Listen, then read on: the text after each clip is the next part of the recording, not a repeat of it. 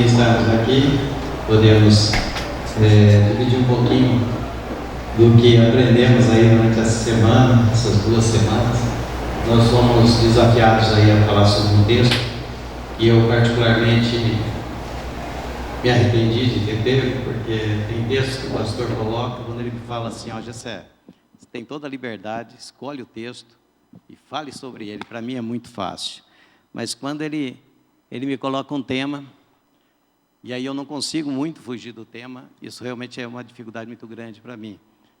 E quando eu estava lendo esse texto, eu estava pensando um pouco sobre o que representa esse texto. E eu me senti muito frágil, muito, extremamente frágil.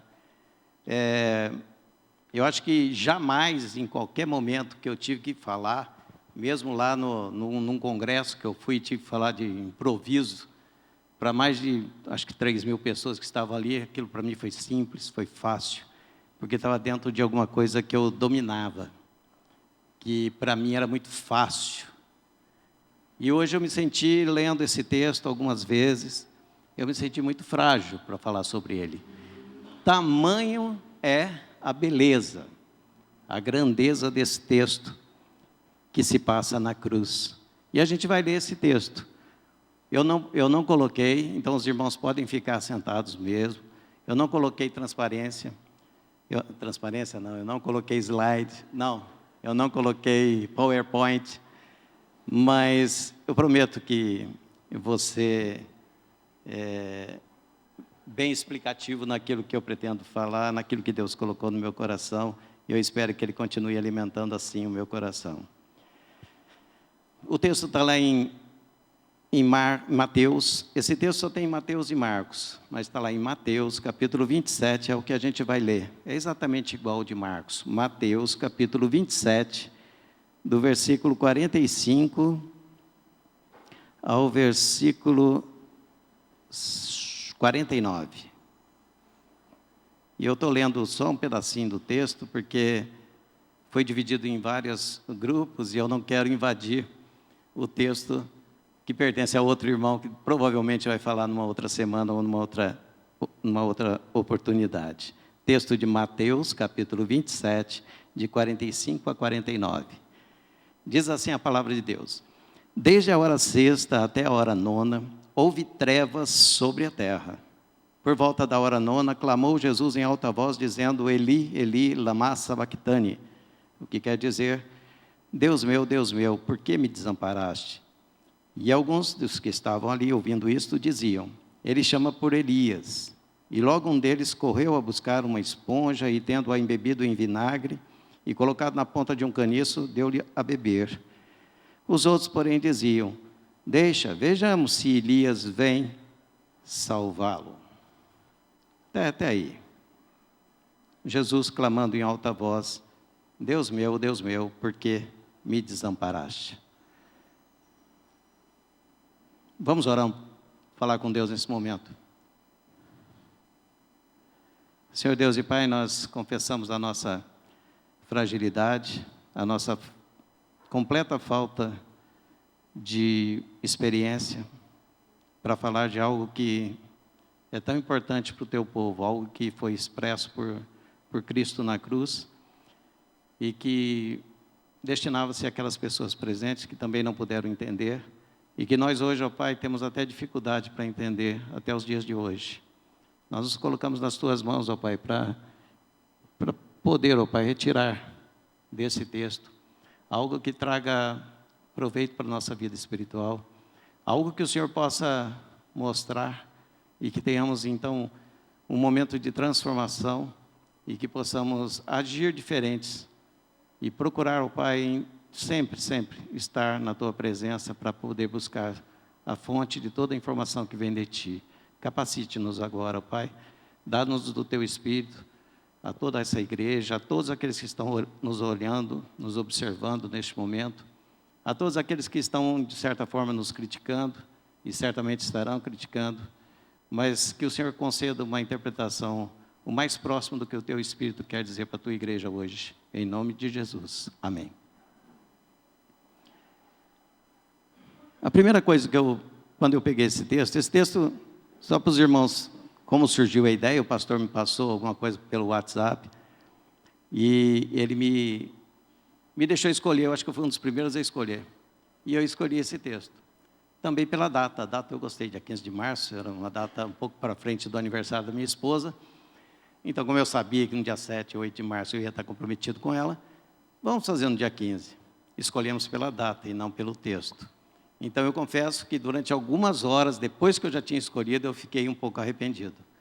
Porque esse texto vem desde criança, eu fui criado numa igreja presbiteriana, desde criança a gente sempre falava desse texto e trazia erradamente algumas interpretações para a nossa vida, né? Nós gostávamos sempre de falar assim, olha, Deus meu, por que não me desamparaste? Se essa frase vinha à nossa boca, todo momento que alguma coisa dava errado na nossa vida.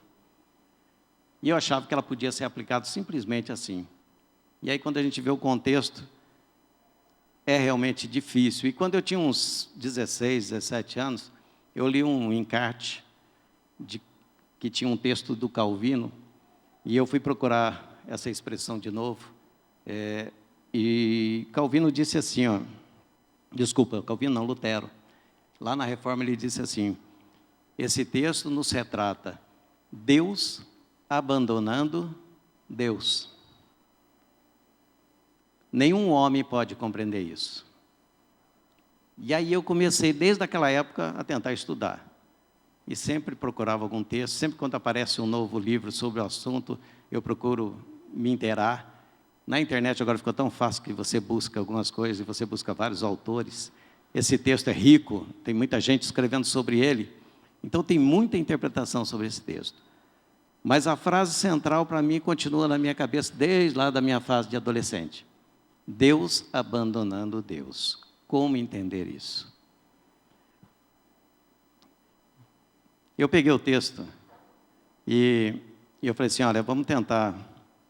Como é um texto que não dá para muita aplicação prática na nossa vida, apenas a aplicação do que Deus quis para nós, eu queria entender o que esse contexto da frase dita na cruz significava. Mas eu não posso deixar de falar da cruz, do momento que estava ali, que Jesus estava passando.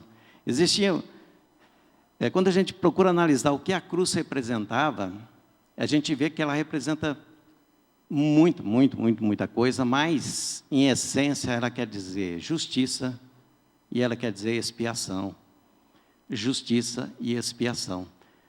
Justiça, porque Deus ele estabeleceu lá no princípio que a gente deveria ter sempre, pelo menos lá em Levítico 15, quando eles entram na terra, Deus fala assim, olha,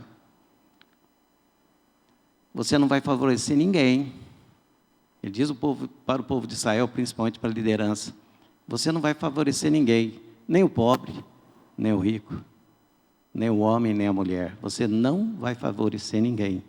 Ninguém vai receber um favor para que ele não seja imputado alguma culpa a ele. Por exemplo, se a justiça determinava que alguém fez um erro e que ele tinha que pagar pelo erro que ele fez, ele tinha que pagar pessoalmente. E não importa o que a pessoa era, se era rico, se era pobre, se era abastado, se tinha influência sobre o povo, não importa. Ele tinha que pagar da mesma forma. Não existiria, essa é a justiça de Deus, sem favorecimento a ninguém. Sem favorecimento a ninguém. Abrindo um parênteses, hoje no Brasil é bem parecido, né? O pobre e o rico têm o mesmo tratamento diante do que a gente chama de justiça. Mas Deus ali estabeleceu. E a lei dizia isso. Dizia que ninguém por si só, por autossuficiência, poderia salvar a sua vida. Porque estava nele o pecado.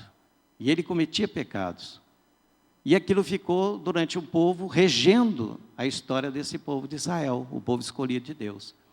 Passado algum tempo, quando eles estabeleceram numa terra, Deus instituiu um sacerdote, instituiu uma igreja, entre aspas.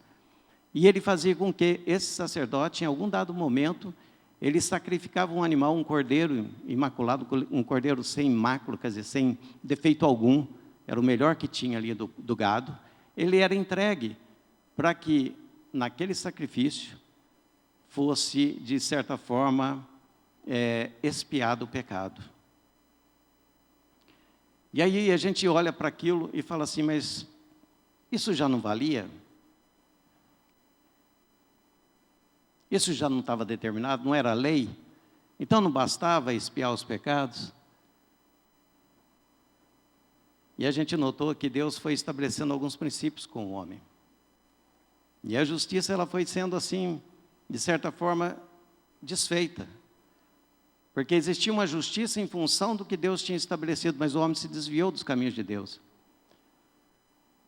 E é bom que se diga que, pela lei, seria impossível um homem livrar a sua vida de uma condenação eterna. Porque ele não conseguiria mais, não seria autossuficiente para que ele pudesse se salvar. E a cruz foi esse momento, um momento onde que Deus abriu uma oportunidade para que o homem pudesse se salvar. É bom que se diga também que na cruz, nós temos ali um momento de expiação. Se a gente for ver o verbo lá no Antigo Testamento, o kafar, por exemplo, que é um dos verbos que é usado para expiação, ele significava também um lugar. O lugar onde as pessoas levavam a sua família para fazer aquela celebração de expiação. Além de ser simplesmente a tradução do que a gente imagina, que é você conseguir tirar o pecado através de um sacrifício, significava também um lugar de celebração. Então a gente pode entender hoje que a cruz significa tudo isso. Significa a justiça de Deus sendo realizada, cumprida, finalizada, e significa também a expiação, ou seja, a forma como Deus entende, ou como Ele entendeu, que poderia ser salvar e criar um mecanismo de salvação para o homem. Mas a lei dizia mais do que isso. Lá em Levítico também, ele diz que a lei e o sacrifício, ele poderia ter sido substituído sim. O homem poderia ser salvo se ele conseguisse ser, e aí vem a lei da substituição, ou a substitutiva, que é alguém que fosse puro o suficiente, santo o suficiente para que aquele pecado, para que o pecado daquela nação fosse extinto. Só que procurou-se, e não se achou ninguém que tivesse essa característica. E aí veio Jesus. Mas aí vocês vão me perguntar, mas você falou no começo que Deus abandonando Deus, o que significa isto? Será que Jesus, na sua interpretação divina, ele tinha conhecimento de tudo isto? E aí a gente lembra um texto, lá no Novo Testamento, que diz assim, no princípio era o verbo, e o verbo estava com Deus, e o verbo andava com Deus, e o verbo se encarnou entre nós. De quem que ele está falando aí? De Cristo. Cristo estava ali desde o momento da criação. Cristo partilhava esse momento com Deus. Eu fico imaginando, claro que eu fico imaginando, não sei se foi assim, mas eles conversando sobre um determinado assunto, como pai e filho, conversando sobre um determinado assunto, de como a gente vai fazer isso, como a gente vai fazer aquilo, e o plano de salvação. E o plano de salvação também foi discutido entre eles. O plano de salvação, Jesus morrendo na cruz, não foi uma coisa imposta por Deus. Que às vezes a gente tem essa mania de achar que Deus impôs que Jesus morresse em nosso lugar. O plano de salvação era tão grande, que na plenitude dos tempos, quando Jesus, que é a plenitude dos tempos na Bíblia, na edição sagrada, porque a gente tem que lembrar que eles vivem de eternidade a eternidade. E no plano de salvação, a plenitude do plano de salvação foi o quê? Jesus na cruz. Essa foi a plenitude. Ou seja, ali se encerrou. Chega, acabou. Já tem o Cordeiro. Já existe o Cordeiro. E não pensem vocês que foi diferente. Tem um texto muito estranho, que eu li outro dia aí, que diz que Deus forçou a Jesus a aceitar o seu plano. E a gente lendo aí vários autores, a gente vê que Cristo não morreu para que o Pai se tornasse amoroso, porque Ele nos amou desde a fundação do mundo. A obra salvadora de Cristo começou no coração do Pai, diz lá em João 3,16, porque Deus amou o mundo de tal maneira. Começou aí. E aí diz também que Cristo veio por causa das ternas misericórdias do nosso Deus. Essa expressão é tão linda, que é o texto de Zacarias, quando ele vê Jesus. Ele fala que Cristo, lá em Lucas 1, acho que é versículo 78, ele diz assim: Cristo veio por causa das ternas misericórdias de nosso Deus. Uma expressão extraordinária, ou seja, Jesus era o complemento do plano de salvação. O Pai não impôs ao Filho um suplício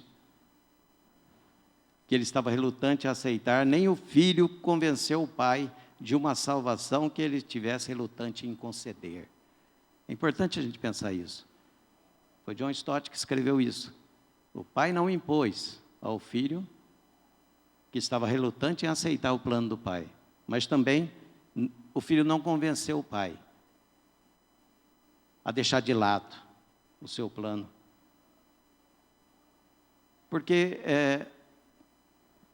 a gente vendo esses textos e olhando quando Jesus começa a aparecer na história, e ele vai lá e faz o primeiro milagre, ele traz o que ele tem de melhor para a vida das pessoas. O primeiro milagre em Cafarnaum, quando ele apresenta o vinho, ele já apresenta o que ele veio fazer no mundo.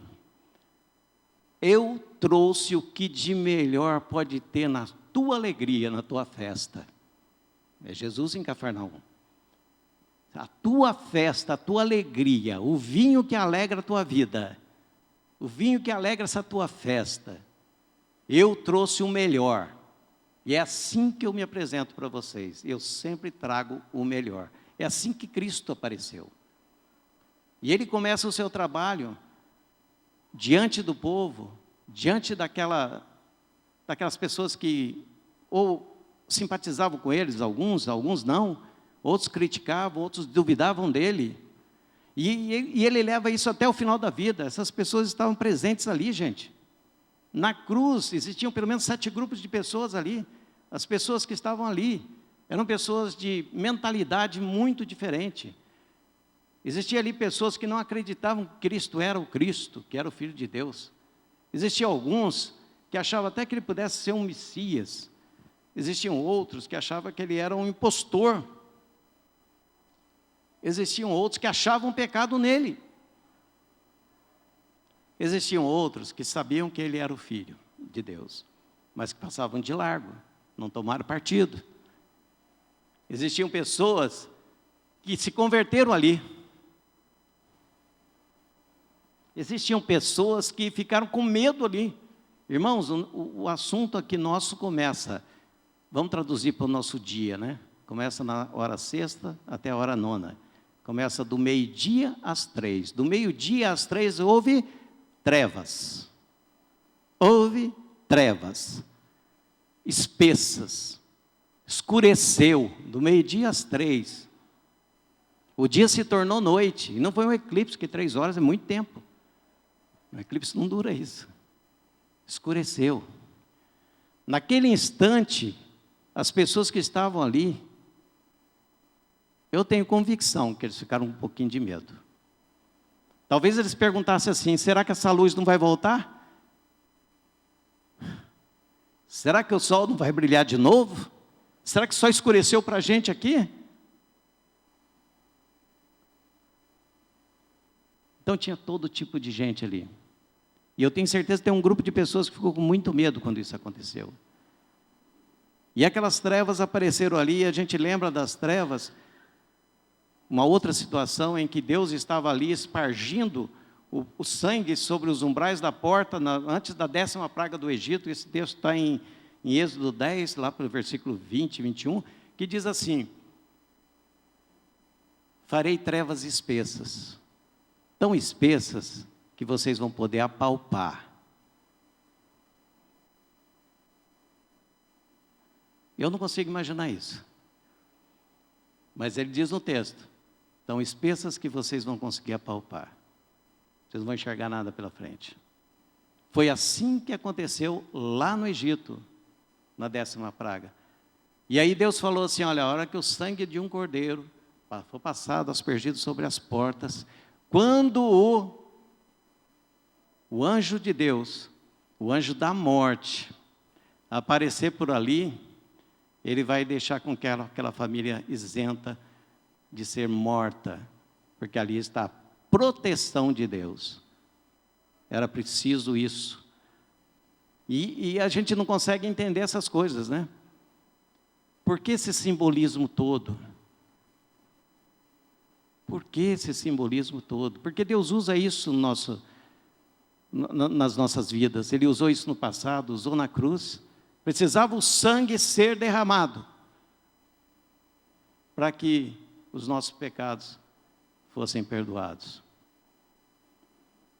Houve trevas. A treva significa a separação entre a santidade e o pecado. As pessoas me perguntam: mas por que Deus abandonou Deus ali naquele momento? Eu queria que você pensasse nisso. A santidade, ela não habita com o pecado. Ela não habita. Não tem lugar, não tem espaço. Por isso que nós brincamos, e nós, como crentes, nós falamos que nós estamos sempre numa caminhada, porque nós estamos ali procurando santidade, crescer em santidade, para um dia, quem sabe, sermos considerados por Deus alguém próximo da santidade, idealizado em Cristo, ou na plenitude de Cristo. Mas notem que quando vocês estiverem caminhando num caminho de dedicação de santidade, os pecados vão ficando para trás, não vão? É possível caminhar em santidade ou progredir em santidade carregando os pecados sempre conosco? Não, não é possível. A resposta é essa. Então, se você quer ter um caminho de crescimento com Deus e de santidade diante de Deus, você tem que ir deixando os pecados para trás. Mas houve trevas, houve medo, absoluto medo naquele instante. E aí Jesus pronuncia a frase: meu Deus, por que me desamparaste? E aí eu lembro o texto um pouco antes, quando ele estava no jardim do Getsêmani, e que ele busca a Deus, e ele chora sangue ali naquele momento, e ele diz assim que Deus o fortaleceu. Um pouco antes da cruz, Deus me fortaleceu. E ele diz assim, poderia chamar até uma legião de anjos, que eles viriam naquele instante proteger Cristo. Também afirmou que o Pai nunca o abandonaria, nunca o deixaria só.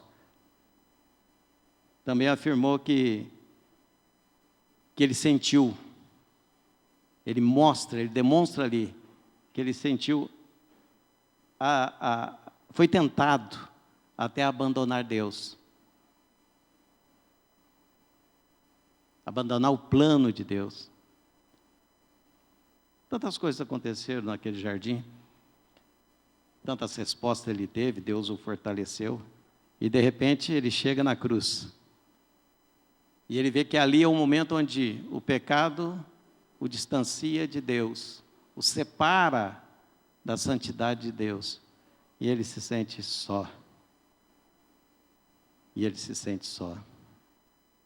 uma coisa interessante também nessa fala de Jesus, que é a única vez no texto bíblico que Jesus se refere a Deus não mais como Pai. Se refere a meu Deus. E o texto é claro, não adianta alguém enviar figurativo aqui não, é Eli, Eli, Deus meu, Deus meu. Não tem outra tradução. Ele não falou assim, Pai, Pai meu, Pai meu. Ele falou, Deus meu, Deus meu. Naquele instante ali, ele estava sabendo da soberania de Deus. E ele estava cumprindo o plano de Deus que ele já tinha combinado com Deus. Que vocês creiam nisso, não foi uma coisa imposta. Não foi uma coisa imposta. Existia o plano da salvação e ele sabia como ia terminar. E ele tinha conhecimento de Isaías 53, que a gente leu aqui.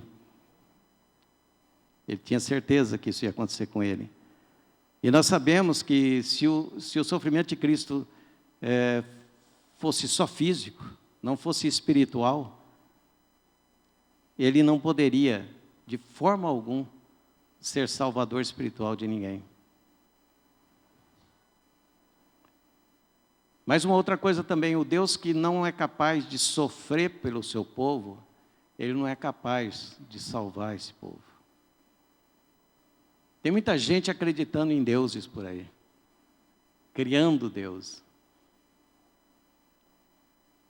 Cria uma relação com o seu próprio Deus.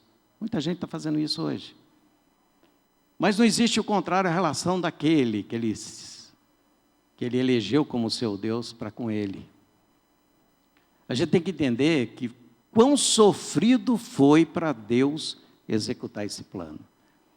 Vocês já pensaram o sofrimento no coração de Deus de ter que passar por tudo aquilo? Não estou falando como pai. Como pai, eu acho que a gente consegue entender ou ter uma noção de como seria. Mas como Deus, eu tenho poder para tirar ele disso. Eu poderia não deixá-lo fazer isso, mas na minha justiça, eu não posso.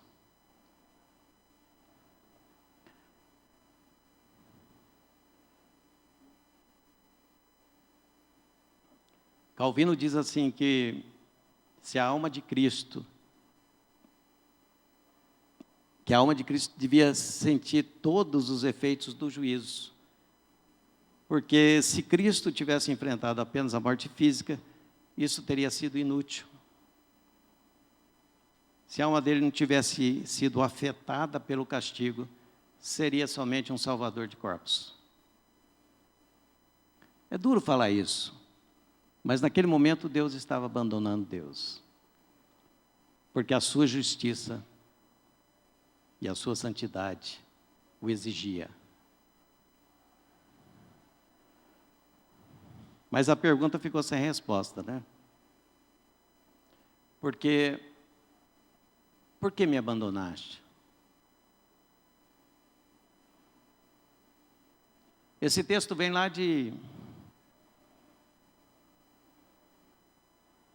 do texto do Salmo 22.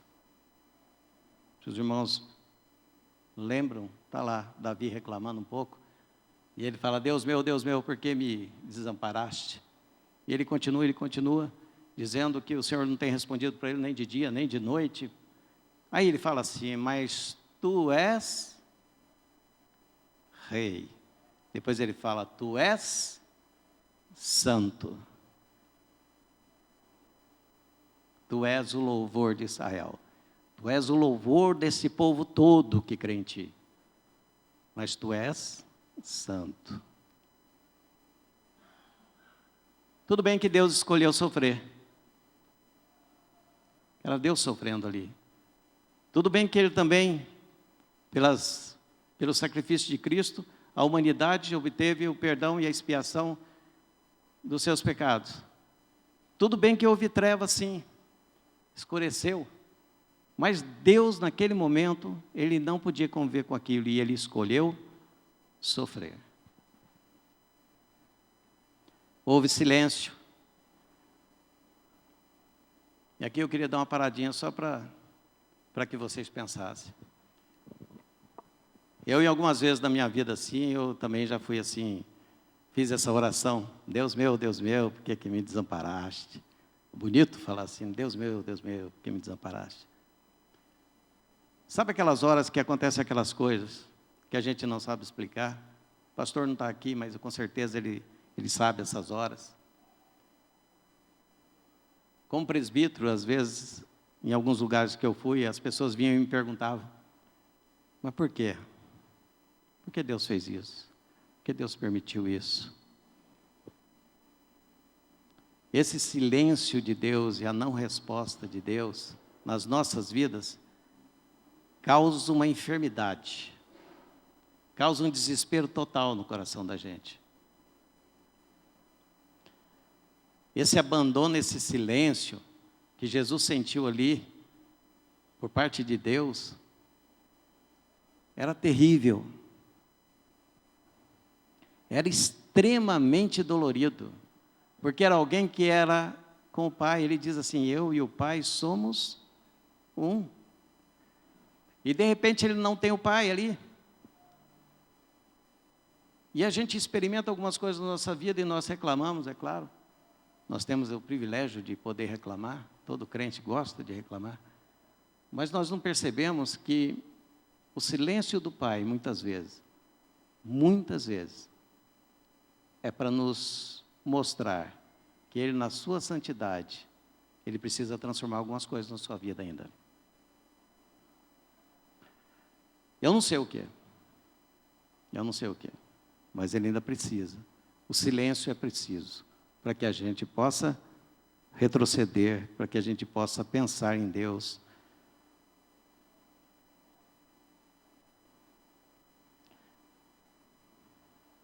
E os irmãos não duvidem disso, que Deus teria poder para tirar Jesus da cruz. Se você pegar o texto lá de Abraão, lá em Gênesis 22, Abraão diz assim, Deus fala para Abraão, pega o seu filho, leve lá para o Monte Moriá, e lá nós vamos entregar o cordeiro, sacrificar um cordeiro. E Abraão não levou o cordeiro, somente Isaac. E no momento em que ele ia demonstrando toda a sua fé em Deus, ia jogando o cajado sobre Isaac, para tirar a vida de Isaac, o anjo logo apareceu e disse para ele, não faça isso. Não faça isso. Poder para tirar Jesus da cruz ele teria, com certeza. Não pense em você que Deus não é um Deus de poder, porque Ele aceitou uma situação dessa. Ele aceitou, Ele escolheu sofrer pela sua criação. E quando você estiver se relacionando com Deus, pense nisso. Quando você estiver escolhendo outras coisas como maiores que Deus na sua vida, pense nisso. Será que aquela coisa que tu está escolhendo, que você escolheu para a sua vida, será que ela tem esse amor por você? Será que ela vai demonstrar alguma coisa para você? Ou será que aquelas pessoas que você confia, ela pode expressar um sofrimento por você, como Deus sofreu por você, por mim? Sofrimento grandioso de Deus.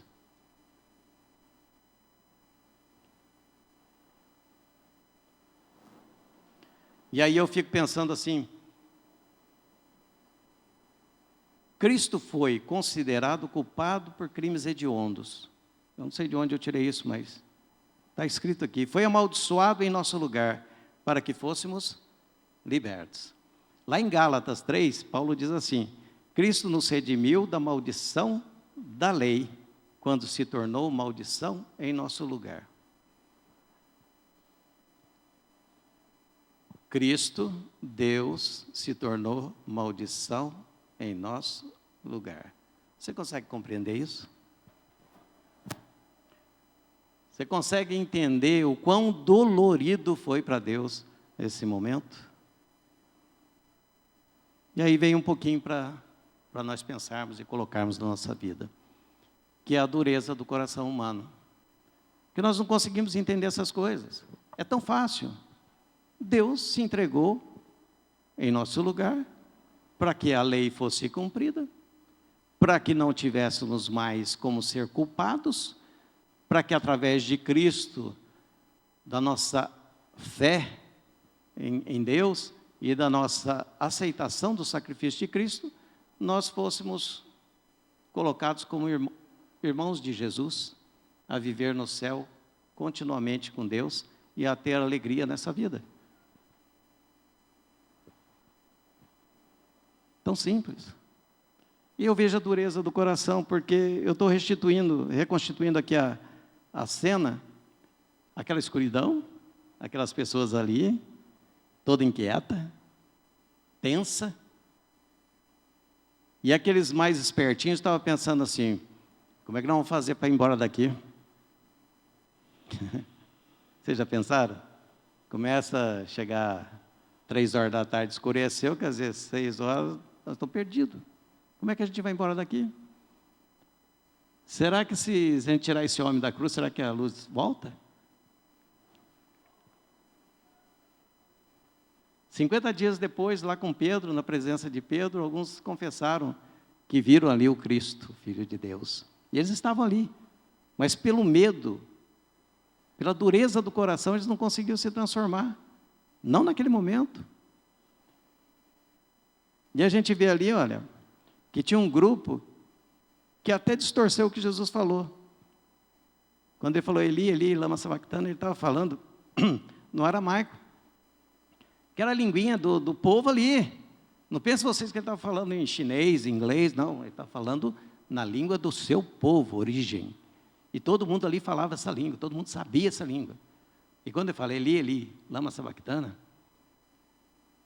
o povo ali distorceu e falou, ele deve estar chamando Elias.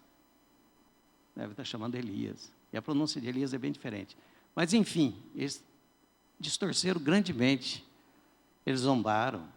Será que Elias vem salvá-lo? Tens poder? Desce dessa cruz. Salva-te a ti mesmo, salve a nós. A dureza do coração humano fez com que as pessoas cada vez mais se distanciassem do poder que Deus estava instituindo ali. É um poder sobrenatural, que através do sacrifício de Cristo, você tem a salvação. É um poder, uma coisa que você não desfruta ultimamente. Hoje eu não tenho visto muita gente desfrutando desse poder. O poder que Cristo deu ao morrer na cruz para nós. É o poder da salvação que vem através da cruz. É o poder de ministrar essa palavra para que outras pessoas sintam pelo menos interessadas no assunto. Nós escondemos. E eu tenho para mim que a cruz é o símbolo máximo, que nós temos que falar, ela é toda pregação, nós temos que citar essa cruz. Porque foi nela que nós celebramos hoje. Ali é o lugar da expiação, lugar de celebração, lugar de alegria. E nós temos, muitas vezes, passado de largo nessa história.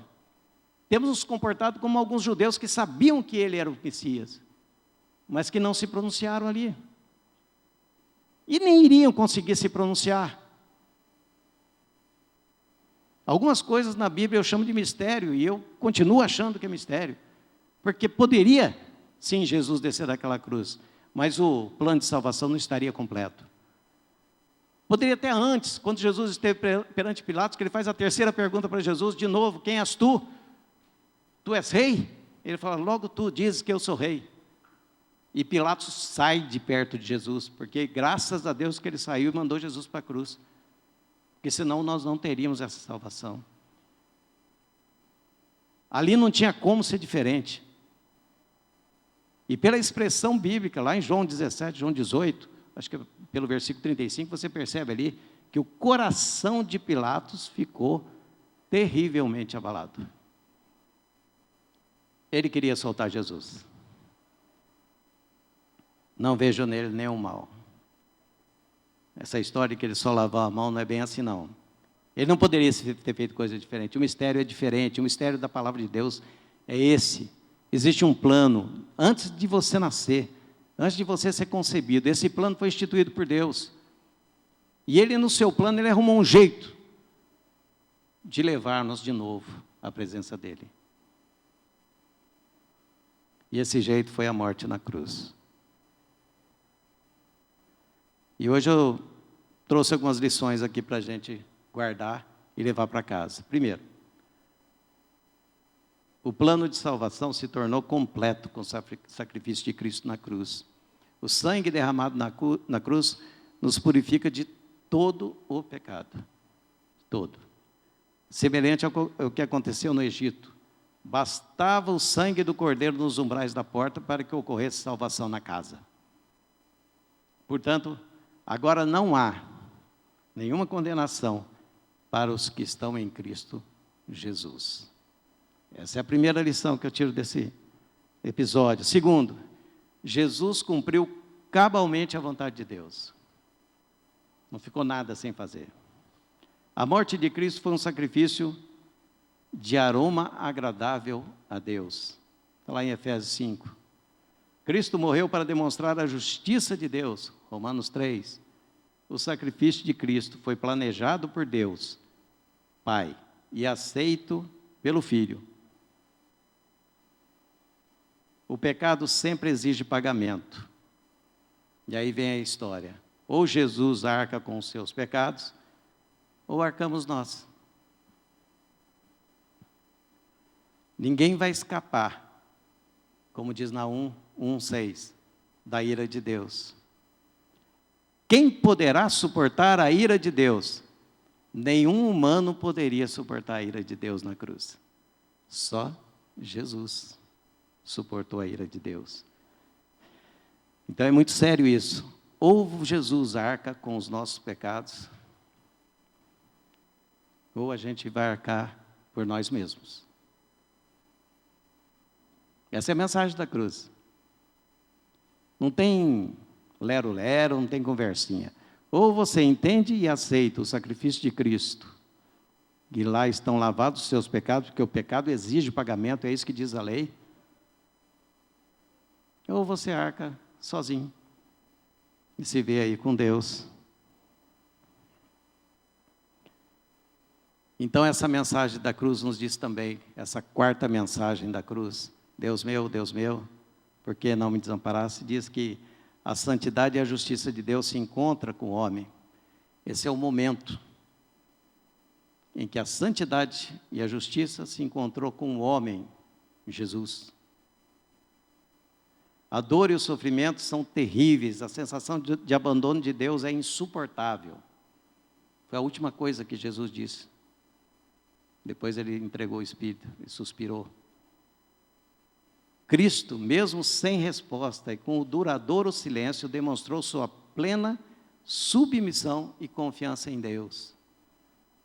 O plano de salvação instituído por Deus, executado em sua plenitude por Cristo, foi concedido a nós para desfrutarmos da companhia plena de Deus nos dias de hoje e em toda a eternidade.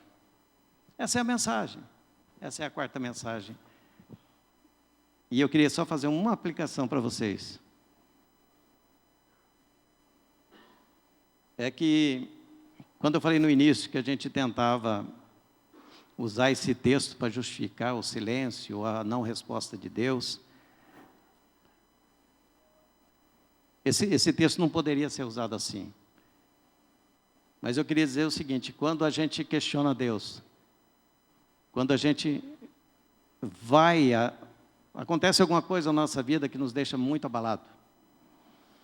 Se a gente olhar para a nossa igreja, teve várias coisas, várias circunstâncias que nós passamos aí, nos últimos anos, como igreja, que nos deixou extremamente sensíveis, abalados, sem resposta. E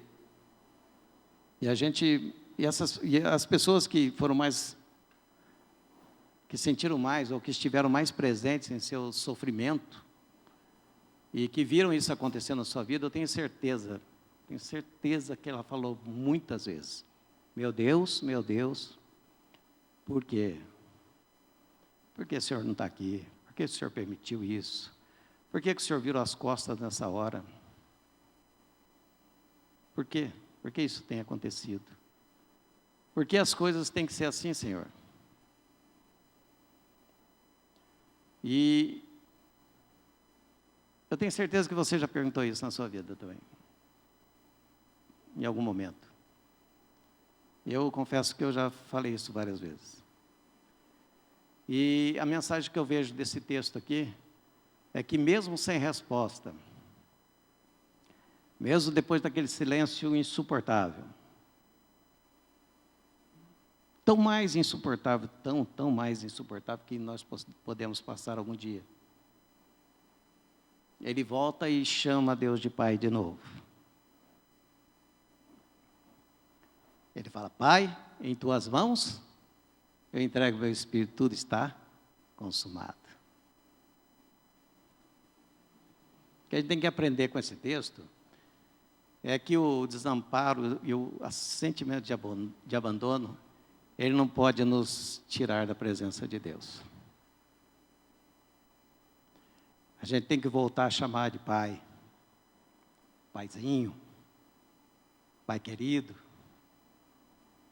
A gente tem que voltar a ter esse relacionamento com Deus, senão as coisas não passam.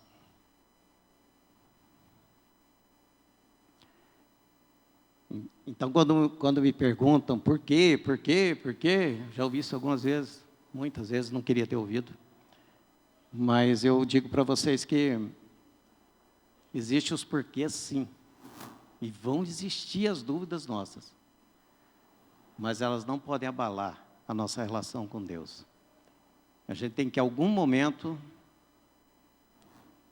fazer igual Davi, trocar nossa roupa, vestir uma veste limpa, parar de rolar sobre as cinzas e chamar Deus de Pai de novo. É nessa relação que a gente acredita. É a relação que nos traz de volta à presença do Pai. Cristo padeceu tudo isso aqui para nos garantir isso. E Ele deu um exemplo muito claro. Em algum momento eu senti o teu abandono, Pai. Mas agora de novo eu estou na tua presença. Abandonos vão acontecer, certamente. Nós vamos nos sentir abandonados. Mas somos nós também que vamos dizer para Deus: Pai, chega. Volta para mim. Me acode aqui. Me deixa ser de volta seu filho. Me deixa estar na tua presença. Me permite que eu tenha alegria de estar na tua presença. É isso que nós acreditamos. E eu espero que vocês levem isso para casa. Deus meu, por que me desamparaste? Lembre sempre: Deus meu, seu. Que assim seja sempre. Amém.